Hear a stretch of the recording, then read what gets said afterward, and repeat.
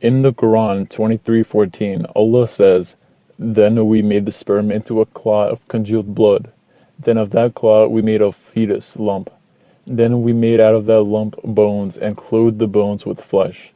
Then we developed out of it another creature." So blessed be Allah, the best to create. Now, at a quick glance, you might be thinking Muhammad, a desert nomad, knew the scientific process of embryology 1400 years ago, but nope, he was wrong, and I'll explain why.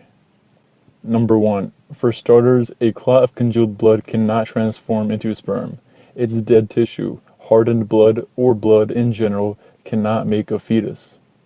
This description is likely influenced by an unscientific and primitive understanding of human reproduction, based on observations from an early term miscarriage and a woman's menstrual cycle. Number 2. In other translations, it says, "We made this sperm drop into a clinging clot." But again, that doesn't make any sense. The embryo is not attached to the uterine wall, since the musculoskeletal system begins to develop around the 5th week. The alaqa, or clinging substance, cannot be a suspended or hanging thing, because the early embryo is floating in amniotic fluid, and it's attached via a connecting stalk to the uterine wall, in which it's buried. Number 3. Nowhere in the Quran does it mention the ovum or female egg. It's impossible to be born from the sperm cell alone. The sperm drop does not become the zygote. A fertilized egg does. Skipping out on the egg and saying that it's only the sperm that the embryo forms from is incorrect. The Quran fails to mention the important role of the female egg that plays in the reproduction of humankind. It implies that reproduction is caused simply by the male semen.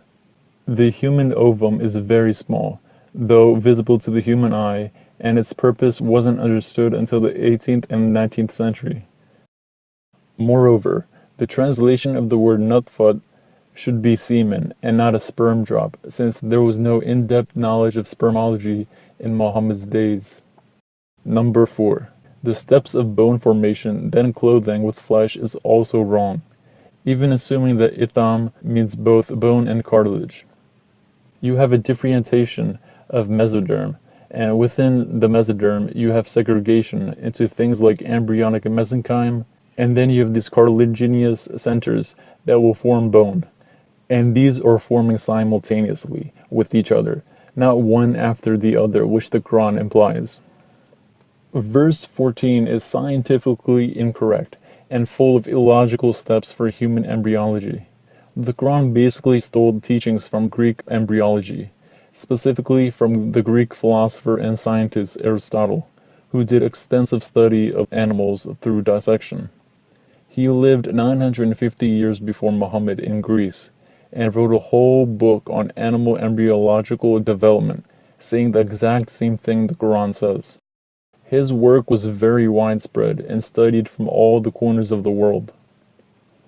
According to Surah 23, verses 12 to 14, the fetus develops into bones, which are later clothed in flesh. This too is plagiarized straight from Hellenic science.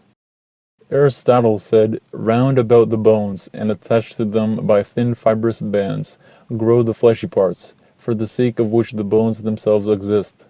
For just an artist, when he is molding an animal out of clay or other soft substance, takes first some solid body as a basis, and around this molds the clay. So also the nature acted in fashioning the animal body out of flesh. This is maybe why Joseph Needham, who compiled a comprehensive history of embryology in 1934, dismissed the Quran as vague scraps of embryological information and nothing more than a quote, a 7th century echo of Aristotle and the Ayurveda. Clearly 22:5 and 23:12 to 14 contain nothing more than plagiarism ideas from Hellenic embryological science. However, a more likely source is that Muhammad learned of this from the Arab Haris bin Qalda. Haris left the desert for a while and gone Jundi Shapur to study medicine. On his return, Haris settled in Mecca and became the foremost physician of the Arabs of the desert. Whether he embraced Islam is uncertain, but this did not prevent the Prophet from sending his sick friends to consult him.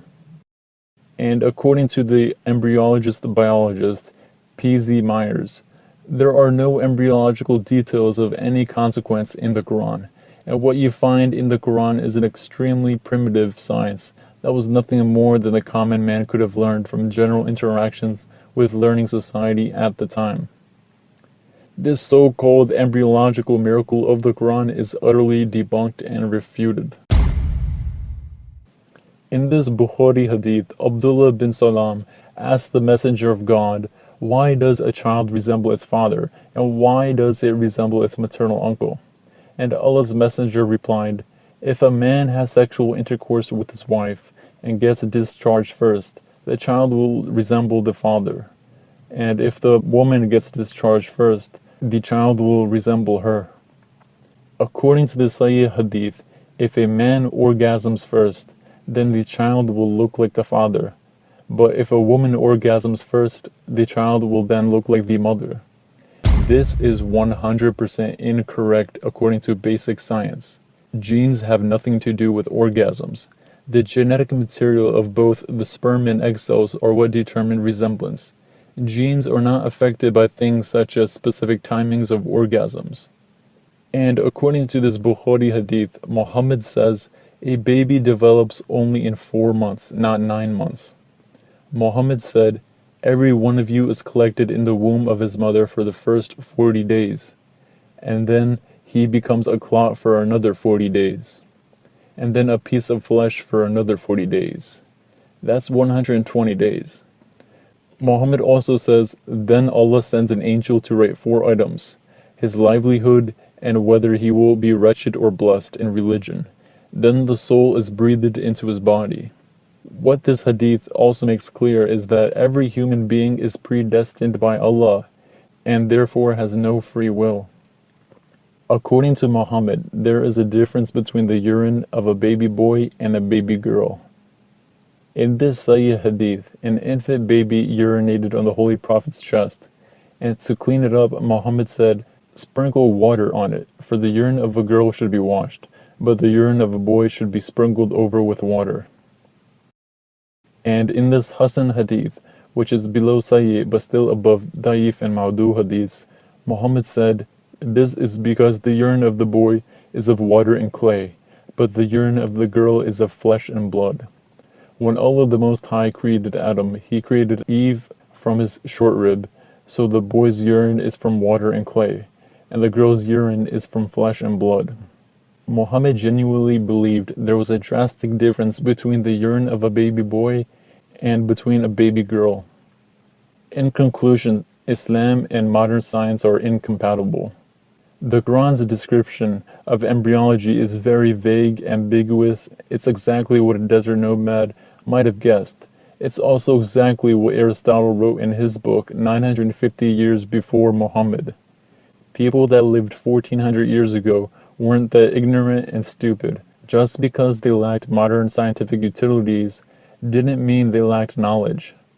I'm sure women have been miscarrying since the beginning of time, and those miscarried fetuses would show people what human development looked like. All these so-called scientific miracles are only common observations. That's why we don't see Muhammad mention anything that was unknown from that era. The fact that the Quran shows absolutely no mention of the female's egg shows us that it was just knowledge being recycled from the previous sources, since the older versions of embryology also had no mention of the egg at all, and they believed people were made out of sperm or man juice. This shows once more that Muhammad's knowledge about all the subjects in the Quran were plagiarized, pirated, plundered, and or perverted from those of others. The majority of his surahs were not from his own intellectual creation, nor were they recited to him by any divinity of higher power. In conclusion, Islam is just a man-made religion that is incompatible with science.